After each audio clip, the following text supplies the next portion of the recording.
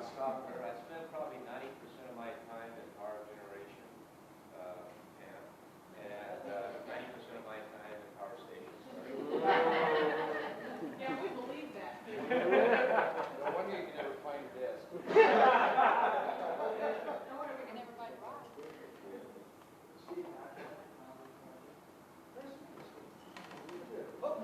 What's your name? Rich Stockinger, and I'm with Larry Gunn, this executive assistant. So, with that, Yeah, Dave Daniel, I'm an electrician. anybody, we miss anybody? Back there. Tony McGon. Tony. Tony Hopkins, video, formerly City Light, now ESD. DS what? D. Yeah. Thank you very much. And with that, Chuck, I guess we can start.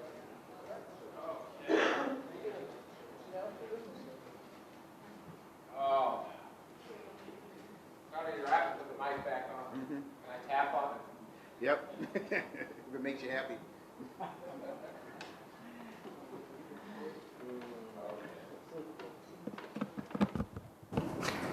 Well, there's my lunch. Where's the marshmallows? Somewhere over Kansas.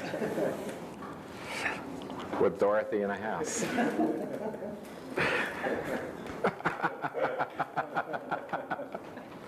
Flying around the house. I'm going to switch my hats here a little bit. It's somewhere a few weeks ago in getting ready for this, Rod and I had a conversation about the next neat new thing at Seattle City Light, which what you had a different name for it.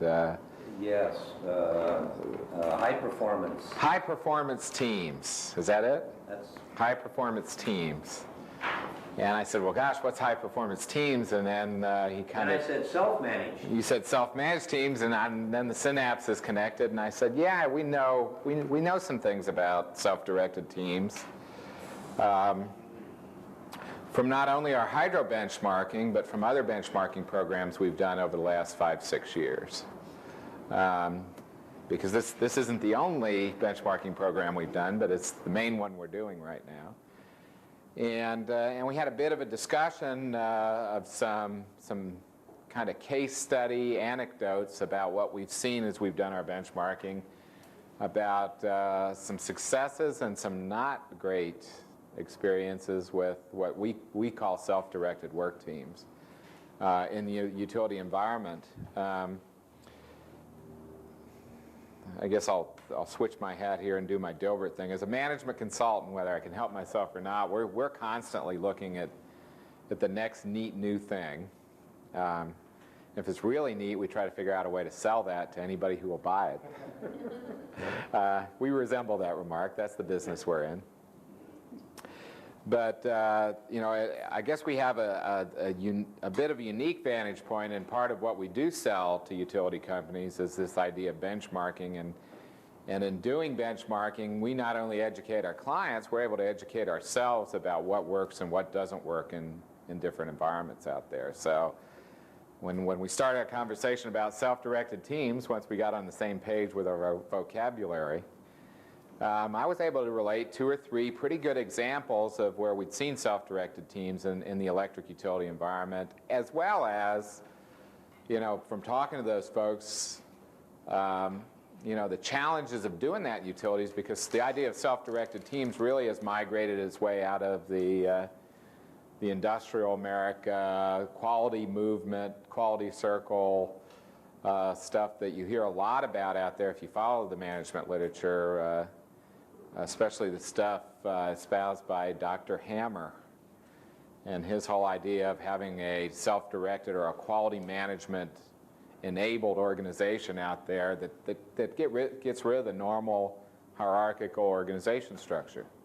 Hammer sounds more like a command and control guy. Yeah, well, I'll tell you, a few places where he's left behind, I've had He's actually done a fair amount of work in the electric utility business, notably Wisconsin Electric Power. That's kind of his big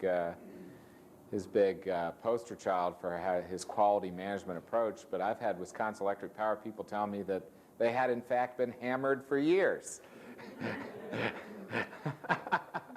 And they didn't say it in a nice tone of voice, that they'd been hammered for years. I'm going to start off with I've got 3 examples to talk about here today. 2 of them actually come right out of hydrogeneration. But I'm going to start with the non-hydrogeneration example, which really dates back to the first place I'd seen self-directed teams work pretty successfully in a craft work environment. And that is relay maintenance technicians at Southern California Edison. Now, what relay maintenance work is, and you got to think here not so much in terms of power plants, because these aren't the particular ones that work in the power plants. They have relay techs in there that are dedicated in their plants. These are the relay techs that maintain all the protective and system relaying and all the substations over half of Southern California.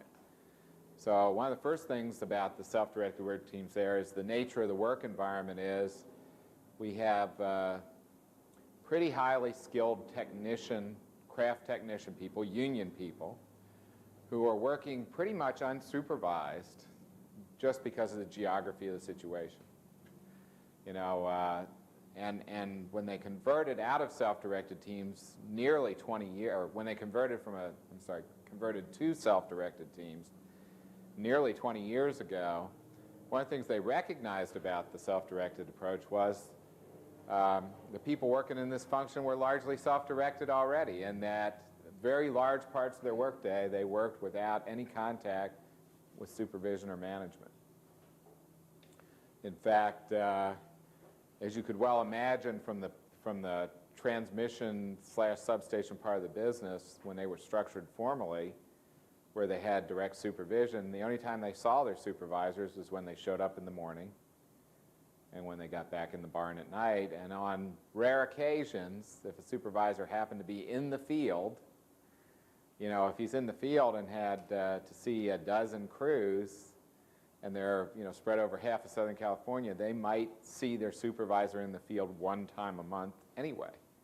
So really their supervision and contact was largely at the beginning of the day and the end of the day anyway.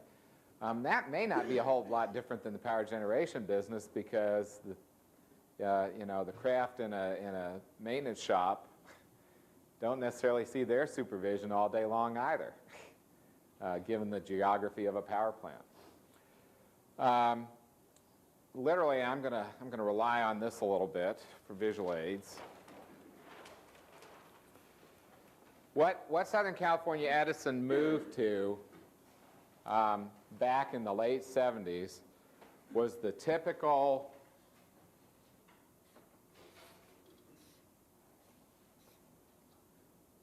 substation maintenance manager. Is it possible for you to move that to the center of the room? Oh, sure. That's pretty easy. Actually, I ought to go to black here, too. There we go. And a darker pen. I can do it. I was going to go to that, but anyway, it includes Snoqualmie Falls, White River, and Electron. There were 90 employees in that solitary group, and that tower something study, I didn't get the full, said you only need 45. So he said, I'll give you an opportunity. List 5 business. So I'm going to give you a chance to succeed. They had all seen all this before. They call it programme du jour, you know. You know, we've been through all this. You know, we've seen this stuff too. Were they just wasting their time? They could be planning for unemployment, you know. So that's where they first met with them.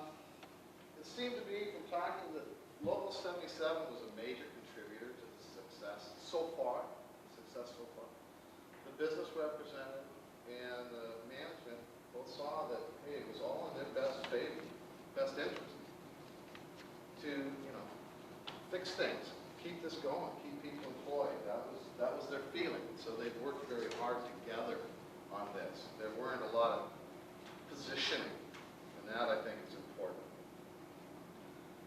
fact that the director devoted a great deal of his time to the project, I think, has led to a large degree of trust building. I think Tony can probably back up that they talked a lot about the trust level between management and workforce.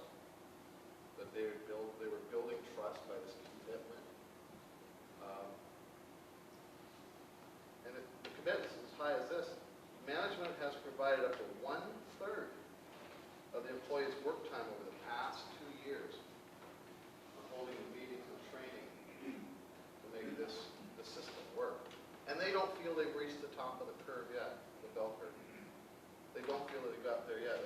Yet they're talking about 1/3 of their time devoted to it. Specifics on the training, how much provided? The training, they brought in consultants. I have the names of a couple of them, the facilitator trainees. They're outside firms that came in, and I didn't get the feeling that they used any inside resources, other than Ed. It sounded to me like he had spent a tremendous amount of time right at the tables with the employees. That was his commitment that brought it down to them. They were learning about techniques that allow this kind of. Yeah, a number of items. They've learned about how to be a facilitator. Everybody's been trained in being a facilitator. Some of the individuals have been trained more than others. They were kind of picked out from the group, said, you know, you're going to be our best facilitator, get us cranked up. And so they got a little more training. They got team building training. They got some planning, a strategic planning training, and I can't lay them all out because I didn't go into them very deeply. I didn't have an opportunity. But outside consultants, and there were steps of training. The team building is evident. When you talk to the people, it's evident. You hear the buzzwords. Some of us have been through some of this type of training. We call it buzzwords, but in reality, even if you call them a buzzword, they come down to roost after a while. You really make use of that word. And it's evident when you converse with them. In fact, at their shops, they have these team building processes up on the board. And that, I've given you a little shot at common goals, their work ethic, professionals, respect, all that business. So it's pretty evident what they do. Now, the group that we met with indicated that their success in the program is higher than that found in the other two plants in the South area. They didn't really have a good reason why, because we even tried to drag that out. There's got to be some reason you're better. It may have been that they felt they're better. That's just part of a natural team building response. If you're in Team A, you're going to be better in Team B, no matter what. A little competition. That possibly is that's something that these guys pointed out to us that could be. Management of White River is too accessible. So the people, rather than being stuck on their own, they run across the parking lot to the manager and say, gee, should I do this, boss? Rather than doing it on their own. The group at Snoqualmie Falls, they felt that they weren't as tight-knit a group to begin with, so they were struggling. But the other part of it is, even with that, the group at Electron did believe that the others would come around. It would happen for them. So they were pretty positive on that. The majority of the people felt that. And as I say in the last sentence on my paper, the words of one of the workers is, if we fail, there will be no one to blame but ourselves. We can't put it on somebody else's shoulders. So I think that was important. Three key things to their process. And I'm not saying that they're going to succeed yet, today.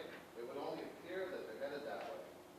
But the three key things to them seems to be, they had an impetus. They had a reason to do this. It was sink or swim. They had a real personal commitment from the director, from the institutor of the program, a very personal effort into it, and a very large dollar input into this time, the employee's time. There's a lot of elements that went along with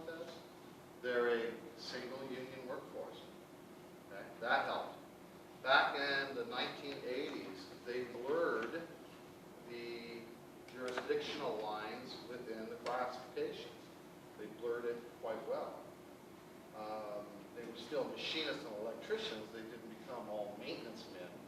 But the machinists can pull wire. The machinists can hang conduit. Okay? The electricians can run a lathe, drill press.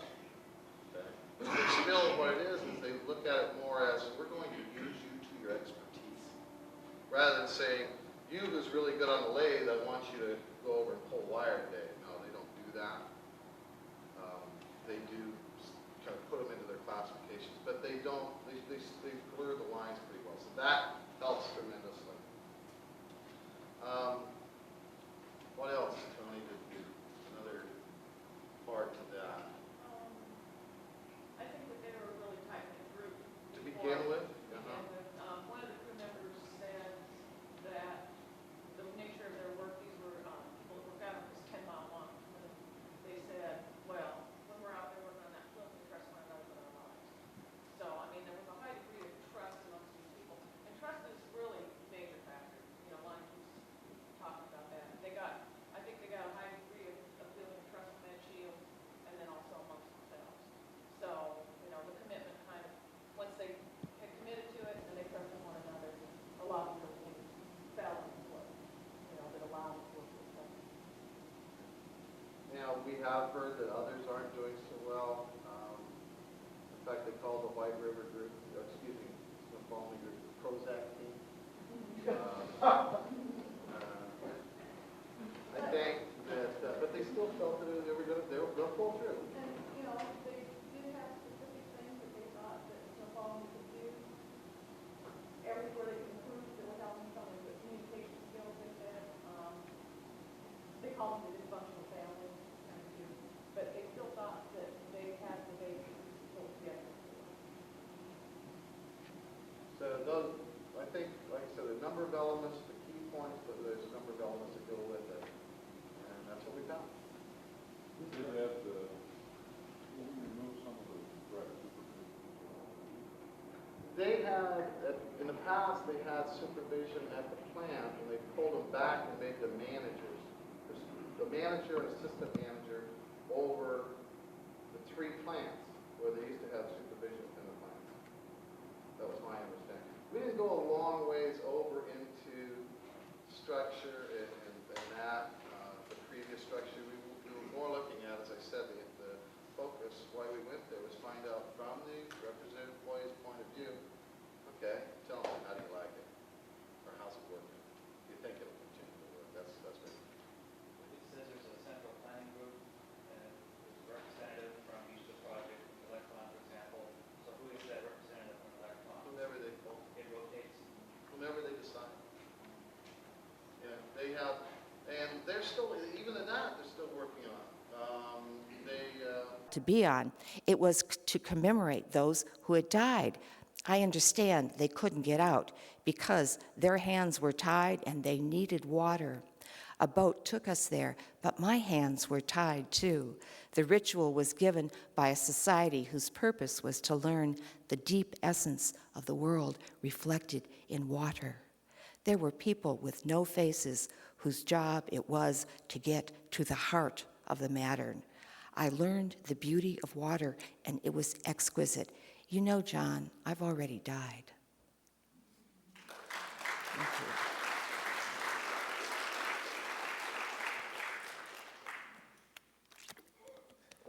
you. I taught for quite a while with incarcerated kids, and at Green Hill, which is boys, it's the oldest boys in the juvenile system and the roughest, and then also with girls a lot at Reman Hall in Tacoma and at Echo Glen. So this is, I'm going to read a poem from the boys and one from the girls. So this is called Throwaways. They are only boys, though murderers and rapists. Bad skin is an issue, candy bars a treat. Some are fathers, few have fathers. Ink pens are contraband, though new tattoos bloom daily on arms, inflamed by needles and pain. Beast and throwaway child, no one knows where they get the needles. Hate, love, live, die. My hands. They remember beatings and fishing trips, will hurt themselves if no one will do it for them, or one another. Innocence assumes forgiveness. They are both the beast who lives at the heart of the labyrinth and feeds upon the flesh of others, and the children thrown to the beast, to twist and turn in serpentine path until they meet the hunger that will tear them apart. One boy stares with silent, wounded eyes, tied tongue, and writes a poem of 10 women whose red dresses spread about their 20 severed hands in pooled blood. Even the other boys say he is sick.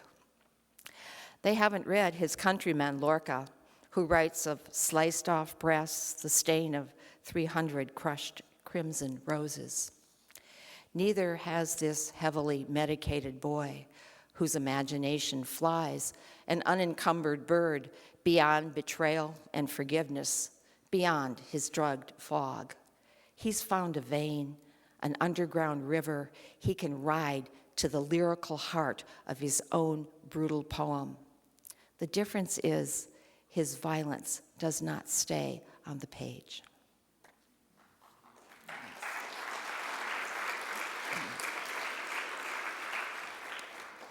And then this is from one of the girls I worked with. I was teaching poetry with all these kids. So I'm writing it from some of her ideas in discussion. So, counting the scars. The whisperings of stars hiss and murmur the histories of scars. Erase my identity and rewrite parallel lines to balance each side of the equation. This equals that, but no other can shelter the small, sad door in the boarding house of compromise. Riding a blinded horse into a landscape of shadows, slits in the skin of night. What's stolen will never be found. What's left is an empty echo, an entanglement scratched in sound. The river is lost from her bed and looking for love on the land. The birds caught in her hair are all dead. This is not a song that can be made of rain. I lay myself down in the small cracks where time gathers. I've watched the night come and go again. Sad one. I did I did a suite of salmon poems that was part of the Salmon in the City Seattle Arts Commission project, where a number of artists were asked to respond to our endangered Chinook salmon, with making art with salmon. So I did a suite of 5 poems. And I'm going to read 2 of the 5. And the first one is smolt. You know, the smolts are the babies, and they're born way, way, way upriver, and this is how they go downstream to the ocean. They go backwards. They back into their future. And they don't turn around until they get a little whiff of salt water. Isn't that wonderful? So, smolt. Being young, I don't know where I go. I face my lake and float backward into my future, trembling on the lip of life. Green shadowed, I go with water's flow and trust, strange rapture singing in my blood. Ride the river like a knife's edge, breathe and float, oxygen and insect, cut and rise. I've seen where I've been, rehearse my return. Tracing it in latticed strands, recorded in starry lace fabric of night. Current pulls me down, spills me over smolt slide, plunge the plashy fall, slip the snap. Even Brooklyn. And what do they know from nothing? And first thing you know, they're counting calories and measuring their waistlines and exercising their pecs for bigger boobs, because the guys, you know how they are. Baby boys still wanting mommy. Only American men have this boob fetish, you know. So, like I was saying, who asks, what books have you read? Or, What's your opinion of world politics? Or, do you have any ideas about how to control or punish rapists? Or, what kind of care for the oldsters, to say nothing of the youngsters? And hey, what do you think, Blondie? Yeah, you, about sending our boys off to shoot each other. Now, can you think of any other use those boys might have put their lives to besides being stretched out on those fields dead? Now, do you think that's a waste or what? And this is what our leaders do, our men, throughout all time. Sure, I went to school once. I cracked the history books. I know about the wars, the generals and the dukes and the kings and the fiefs. Sure, honey, I know them all. The same story again and again. And what's that you say? Hey, what does that have to do with beauty contests? Well, let me tell you, Sam, you ask those broads what they think. You start giving awards for the beauty of a peace plan, for minds, for heart, for soul. You stop paying so much attention to what's on the outside because you're scared of seeing what's on the inside. And that's what I think of beauty contests. Baby, we ain't had one yet. Yeah.